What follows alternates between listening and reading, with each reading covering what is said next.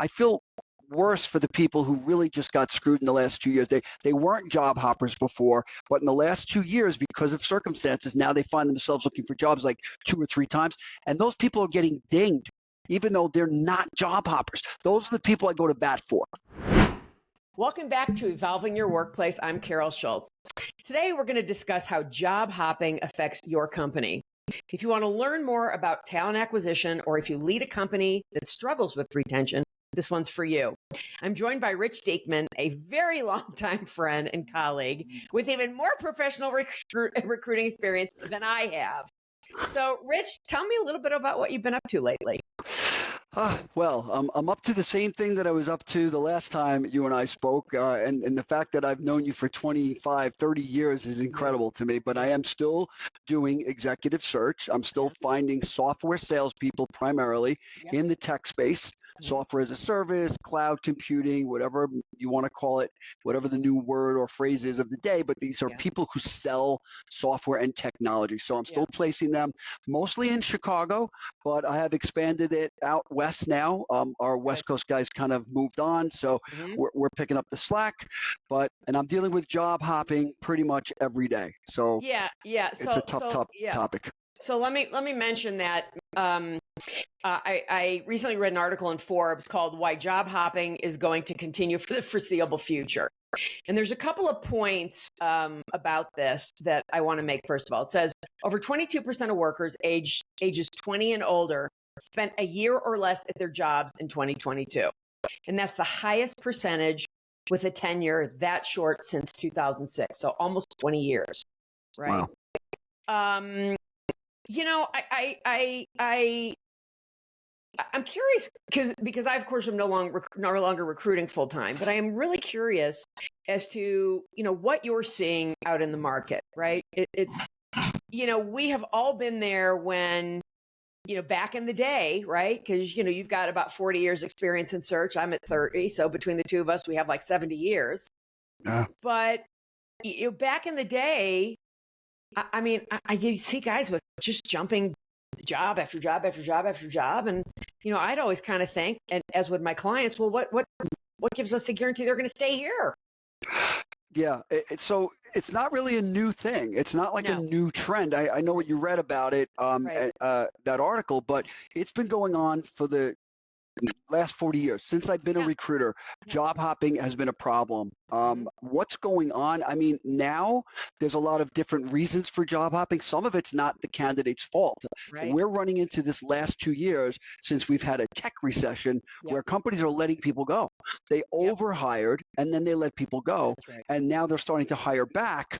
But those same people that they let go have too many jobs and they won't hire them again. So it's a really weird catch-22 dynamics with the whole job hopping thing. It's on both sides. The companies are responsible almost as much as the candidates. Well, I would absolutely agree with you. One of the points I made in this article is they said the most expensive layoffs have occurred in the tech space, right? No surprise there. I don't have to be recruiting full time to know that that's the case anymore. With nearly 1,000 companies, 950, laying off over 200,000 employees since January of last year. So that's in under the last 2 years. Okay. Yep. And then they said, Tyson Foods eliminated 15% of their senior leadership positions, yada yada yada. And there's one thing that to your point about talking about it's not just the candidate's fault, right? And I am horrified to hear you say, well, companies lay them off and then they don't want to rehire them because now they've had too many jobs. It's true. And it's funny too, because a lot of the hiring managers themselves, the people who are telling me, hey, Rich, I don't want any job hoppers, have 10 jobs in the last 17 years. Do as I say, job not hoppers. as I do. They're job hoppers and they don't want to hire job hoppers. The whole industry is job hoppers. It's super, super challenging, right? And I have to wonder, I have to imagine it's the same whether you're doing contingent search like you or where I, ended my career in retained search. Because, people, if I would ask a client in a kickoff meeting, as I'm sure you do when you are having your meetings with your clients about what they're looking for, how long do you want this person to stay with you? Like, really? Yeah.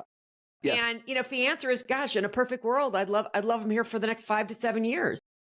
Well, how do I then go out and find somebody for them that hasn't held a job for more than 2.5 years in the last 20?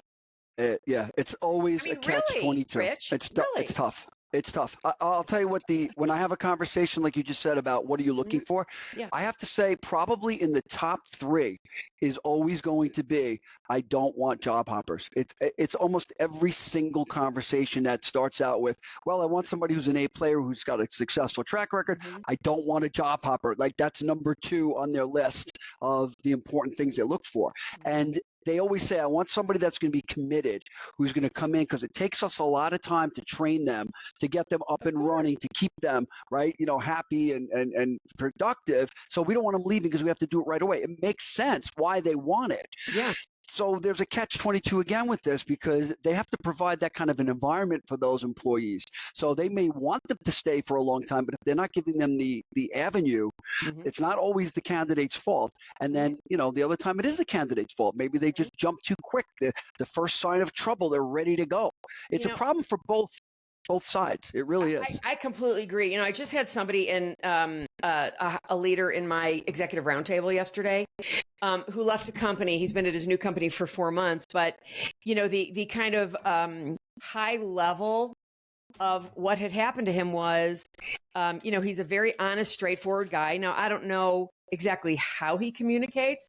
It might be the way he's using language, his tone. I don't know that at this point. But he said he basically he got completely thrown under the bus by some people at his former company. Wow.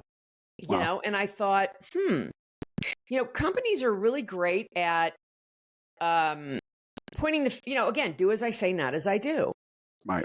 And I, as I write about this, I preach about this, the importance, of, if you're not going to build a talent-centered company that actually looks at your people first and what that looks like to retain them, well, then what do you expect? Yeah. 100%. If I'm the founder of a company, or if I'm the hiring manager looking for somebody, you have to make sure that you can keep that person happy. You can't just go willy-nilly hiring people like a gunslinger to come in, but have no path for that person to make their quota. Because I place salespeople, so I'm very quota and sales centric. This might not be true for other types of jobs, but for sales jobs, you have to give them a path that they can be successful. That's right. You have to treat them like a person. You have to make them belong and feel like they are part of a team, and you have to pay them well. These are things that you have to do as the founder. You can't expect to just do whatever you want and everybody wants to stay. Right. So if I'm a founder, I'm thinking I've got to make a plan so that when I get this person on board, they're going to want to stay here. They're going to like working here. They're going to find success. I'll provide everything I can for them. It's really on you as the founder. But then again, it comes down to the salesperson. Then it's on them to make sure that they're doing their part of the bargain. And you as a founder don't control that. You can't control that. You can only give them the path and hope that they do it. And that goes by hiring the right person to begin with, by screening them and interviewing them and checking references. And yes, you want to find people who haven't jumped around a lot, because usually that's a history, that's a pattern. If they've made 10 moves, under a year or under 2 years, I wouldn't hire them. I wouldn't take that gamble. Well, nor would I, right? Nor would I ever consider even putting that person in front of a client. Exactly. But, I have to wonder, if you look back on your career, I mean, I know what it is for mine, but if you look back on your career and think, how many times did a sales guy call you and say, oh, they just took my biggest account away? Over and over again. When I'm getting active candidates, you could possibly count. It's almost like every other time when I talk to somebody. Yep. Companies have a way of messing up a good thing all the time. Yeah. And it's truly their fault in most cases. Yeah. And I have to wonder, like I said, it's no secret that, like I said, we have experienced this since we went into that business, right? The search business. People, there were always job hoppers, and I think it's not a secret that linear career paths are on the decline, as this article specifically talked about, but really as Gen Z and millennials, may have a grass is always greener mentality, that leads them to different career paths, or somebody, some headhunter calls them and says, hey, we're going to pay you 20% more, and they're like, oh, great, I'm out of here. Well, right? That's a good point. That's exactly right. What happens, my question to them is always, well, what happens when that headhunter calls you from the job that I put you into and says, hey, we've got a great opportunity for you and it's going to pay you X amount more. Now, that everybody doesn't go for more money because there's, I think there's a lot of people who really want equality in their company. Right. And those people Subtly about not just about the money, but for some people, I think it still is. I think money is probably number 3 or 2 or 3, depending upon what kind of profession. In sales, it's not number 1. You're 100% right about that. Mm-hmm. Recognition, stability, enjoying yourself, having some success. That's more important. I can't tell you how many people I could place somewhere else they can make more money, but they really like where they're working, so they're not going to leave for just money. And that makes a lot of sense. But to your point about the millennials and stuff, so what's happened to a lot of people since COVID? So when COVID happened, there was a lot of people that were out of work right away, right? And restaurant workers, but even software salespeople. Right. Then once we got around that and realized the world didn't come to an end, software companies in particular hired tons of people.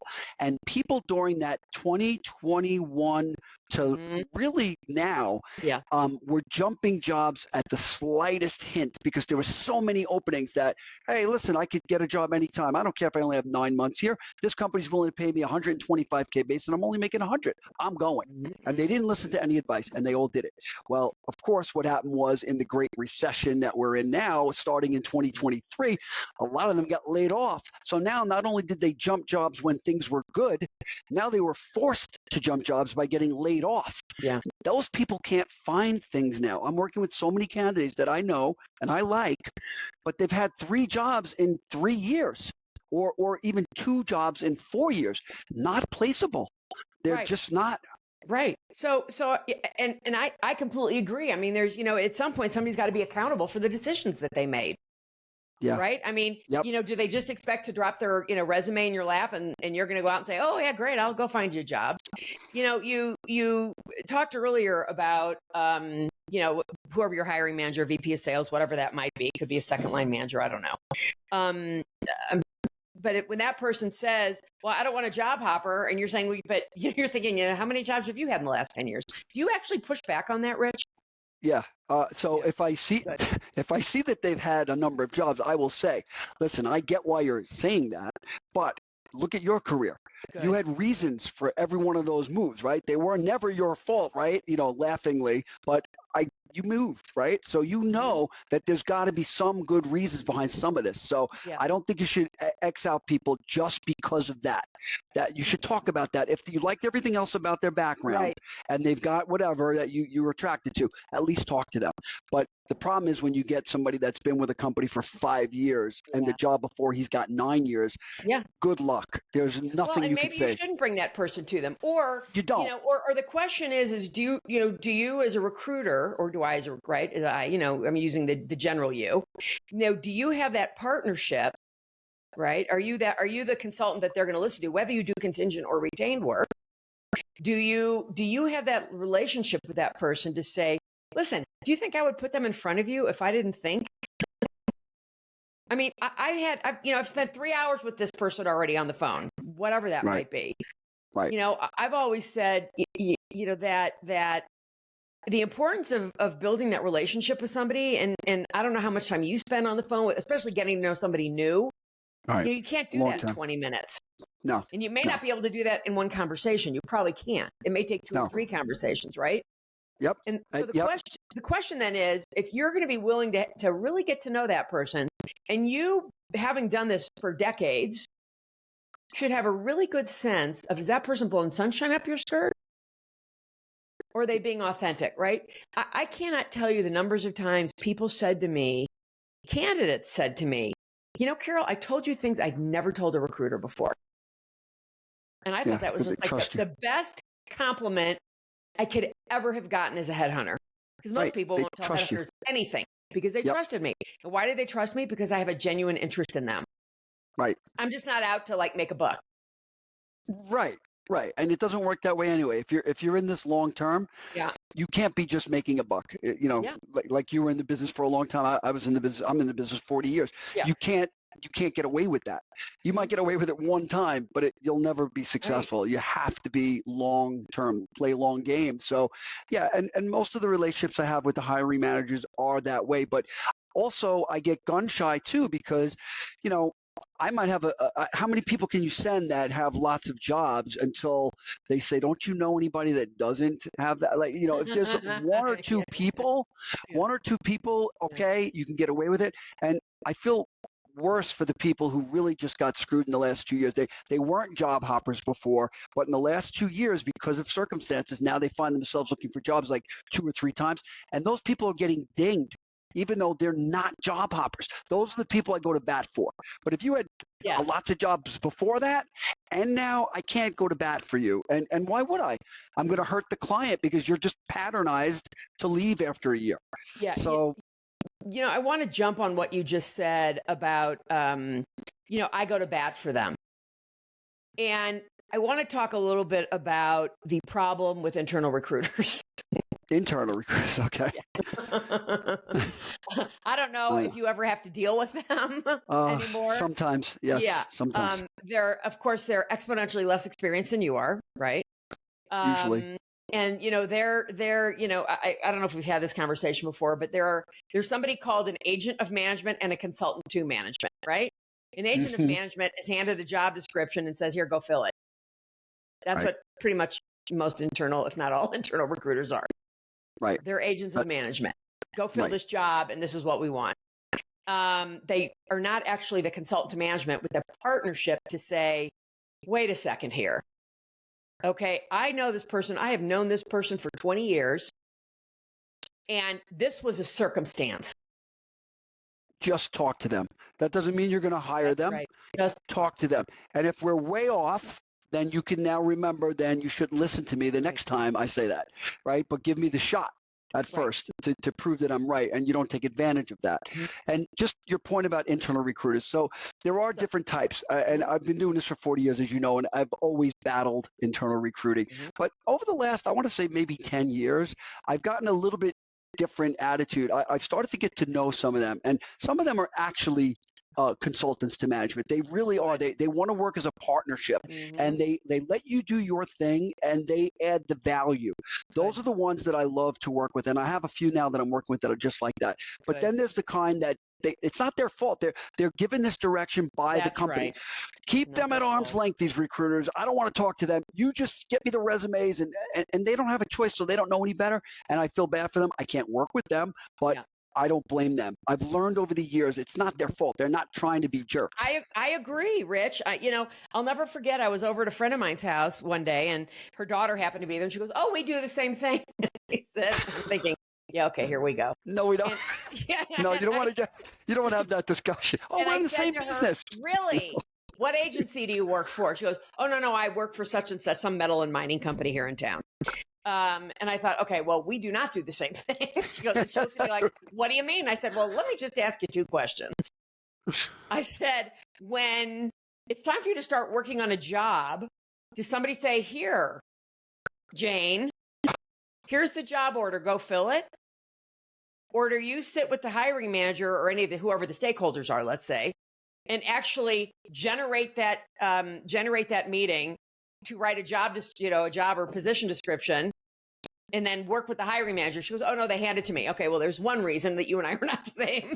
Do not do the same thing. I said, the second thing is, when you start reaching out to candidates, tell me how you do that.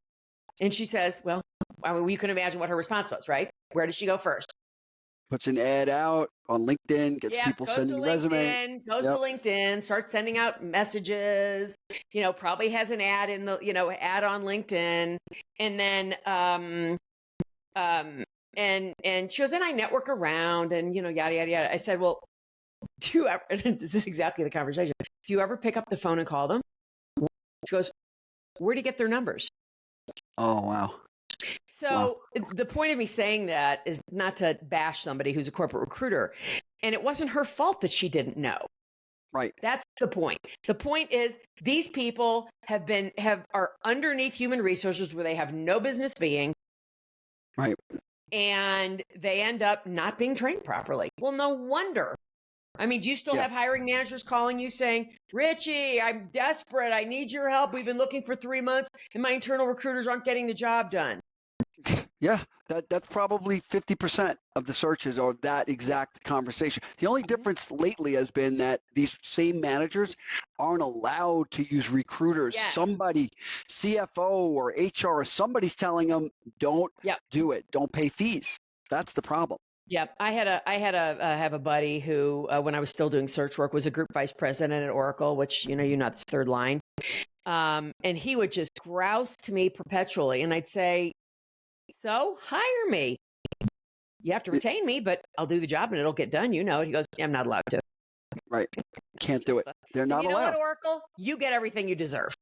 Right. And that's why it costs them so much to hire people. Their turnover is really high. Yep. And yes, they don't have to pay fees, but they're paying it so many other ways. They don't get it. Are you finding now that companies that you have less trouble with the smaller startup companies because they have a lot more flexibility to do what they want than these big companies with, a million rules? Absolutely. We haven't worked with companies like Oracle or Salesforce, which I've worked with all of them when they were startups and placed people as their first people. Like DocuSign, like all these companies, I've placed their first reps in the Midwest. Mm-hmm. Don't talk to them at all anymore. They're just sources of people now. Yep. Now I take people from them. Let's say sources of candidates. Let's be really clear. That's what I mean. Sources of candidates. Yes, that's the right word. For any CXOs listening to this, is there anything that you believe, which I know will be yes, that they can do to increase an employee's loyalty to their company? Yeah, sort of like what I opened up with. I mean, they have to have a plan for a path for these people that when they come to the company, they're going to feel like they're part of a team, that they're being compensated, that they're being recognized, and give them a path to succeed. When it comes to sales, don't make their quota astronomically high in comparison to your sales price. Like say your average sale is $50,000, but you want them to do 1.5 million, and you're not going to pay them. You know what I mean? All of these things will add up to a disaster for you. And what you had mentioned, don't take away accounts, don't move their territory every other day, don't switch management on them. Don't keep them. You want them to be stable because you want them to work for you for years. Make their environment stable, make their life stable. People like stability. They don't want to change. So you could do that by setting the tone. If you're a CXO, it comes from the top. Start there and work on that. Yeah. And good. That's what I would expect to hear from you. And companies are getting less and less loyal to their employees. And I believe, and I'm sure you're seeing it in how, in given the work that you're still doing. But I have said this so many times, and I'll never forget. I'll say it again here. I had a buddy of mine working for Informix. He was a first-line manager. This is, obviously, I've been in Colorado 22 years. It's before that, right? Okay. Yeah. No more Informix. It's gone. Right. Bought by IBM. Right. Well, I'm going to get to that. So he was working for Informix as a first-line sales manager. And when I think it was before I moved here. I can't remember what year it was when IBM acquired Informix. Right. We could ask Siri here real quick. When did IBM buy Informix? But the minute IBM bought them, pretty close to the minute they did, he was already at 130% of his annual number. Okay. Wow. When the acquisition happened as a first-line sales manager. Nice. IBM buys them. They readjust quotas, and now he's at 80% of his annual number. Right. 40% less. Yeah. Wow. Okay. And I thought, he said, I've been so loyal. And I said, oh God, I said, Steve, companies are only loyal to you insofar as it suits their needs and interests. Absolutely. Consequently, you should only be loyal to them insofar as it suits your needs and interests. I've said it a million times. I've written about that in my book. I say it whenever it's appropriate. Now, that doesn't just mean that every time the phone rings and it's a headhunter on the phone, that you should go jumping to a new job. No. Okay? Because headhunters that are any good, like you, really want to make sure you help somebody in their career, not move them every year and ruin their career. well, it's almost Some like you're headhunters killing. do. Yeah, well, you're killing the golden goose by doing that. If you keep taking somebody away from a job, they'll never. After 3, you're done. You can't place them anymore. It's over. You want people to spend 5 years. I always tell people 5 years, 7 years. That's a goal. If you get 3, consider yourself good because it's very hard to control. But if you can get 3 to 5, you're in the right spot. You know, a lot of my candidates say, yeah, I want this to be my last move. These are more experienced people, like in their 50s. Like, I want this to be, and it never is. It never is. But I say, look, great if it's your last move. Just shoot for 3 to 5 years because then things change out of everyone's control. Yeah. And that's all you can do. So what do you recommend companies do if they love a candidate, but that person has had his job hopped 3 times in the past 2 years? You know, yeah. So if they love the candidate, we talked a little bit about it, but I want to look at that specifically. Yeah, if they love the candidate and they've gone through the reasons why that person has made those moves. Yeah. If they want to feel more comfortable, talk to people that they worked for at those companies, call their references. Most companies do backdoor references anyway, where they know people who know people know people, and they usually get the full story by doing that. But definitely call and get references on that person, and then you take the shot. If you think everything else about them is right and they're honest and their story jives, fine. You might have gotten a score because other people might not be as open-minded as you, and they'll miss this person, and that person might spend the next 5-6 years with you killing it. Yeah, killing it. Yeah, I'm going to bring one last thing up before we finish up that I just got to thinking about. So I'm a big advocate of companies employing a chief talent officer, right? Okay. Who ideally, they may not need 30 or 40 years experience like you and I have, but certainly they could have 20 years experience when they're hired, as long as they have really good agency experience. Instead of, in getting talent outside of HR where it has no business being. Yeah. Have you worked with any companies who have that, or have you, what does that look like for you in working with them? So there are companies that have talent act VPs or chief talent act person, but those people still wind up in a lot of cases reporting up to the CHRO. Not every time, but the CHRO is one place they report up to, or COO, operations person. That's who they report to. They're not a C-level person on their own typically. Yeah. I could be right. I don't focus a lot on that, but I do have clients like that. I think that's how it works. They're not their own unit, really. They still report to someone. What do you think is still in the way of that person? Just like everybody, that person, if you think of your company, founders and CXOs listening to this, if you think of your company like a spoked wheel, right? And your talent acquisition is the hub of that wheel. Yeah. Okay. It's just the hub. And all your employees, or every spoke that goes out to the rim of that wheel, if those spokes are not tight, your wheel is not true and it does not roll straight. Mm-hmm. So I still cannot figure out why more companies have not jumped on this and what the holdup is. Any thoughts about that? I don't know. I don't know if they're looking that deeply into it. Maybe they just don't have any experience with it. None of these founders or CXOs are recruiters themselves. Right. They just have an idea and some good business skills, and they're building a company, and they know they need people. Yeah. They know how to hire people maybe, but not how to manage it like a talent act person could do. Right. So they just don't know maybe. And I don't know. I don't know how they would go about finding that out. Maybe start talking to people and getting an idea of if it makes sense for their company. Bigger companies might have this. Yeah. Bigger companies might. But the smaller companies, they don't. And they don't think they need it. Yeah. Well, smaller company doesn't need that. My thinking is, somebody comes in as a chief talent officer at a smaller company, that person's really going to be just like the VP of sales at a startup. Yeah. They're not managing anybody. They're actually doing, they're on the ground doing the sales, right? And that's where I believe in a small company, your chief talent officer is going to start. They're going to be doing your full-time headhunting for you. Absolutely. Right. That's what they have to do. Yep. And then build that organization out as the company grows. Right. Yes. So it's just, just kind of thought about that a little bit to say anything. Anything else that you want to say that we haven't talked about? Well, just to that point, the system of hiring is definitely broken. I mean, you could just see the posts on LinkedIn, these poor people that have been looking for jobs being put through 8, 10 interviews with random people and talent act and not getting back to them.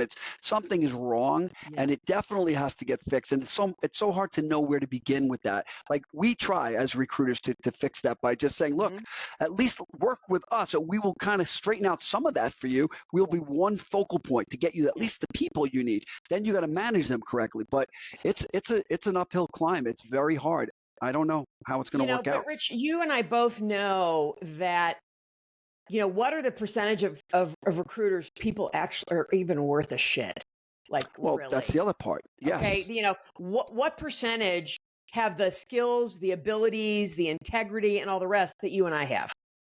2%? Yeah, I'm going to guess under 10%. Yeah. Under 10%. I'm going to guess because there's too many people think it's easy. How do you go find the people, somebody who knows? I know. I tell people, come to me. I can interview your headhunters for you. I know exactly the questions to ask them. Right. From being in the business, you definitely know exactly what you're looking for. Yeah, that's a good point. All right, Rich Deakmann. Gosh, it was great to spend some time with you today after and do this, and hopefully we'll do it again sometime. Really, really nice talking to you, Carol. Glad to catch up. I mean, hopefully you'll come to New Jersey and we'll go out with Bobby Blue and Generous Steve. Generous Steve. That's his nickname. We'll make That's his nickname. Yeah, we'll make a date. Absolutely. Thanks for watching Evolving Your Workplace. Do you have a topic you'd like to discuss? Let us know in the comments, and don't forget to click subscribe and stay tuned for our upcoming episodes.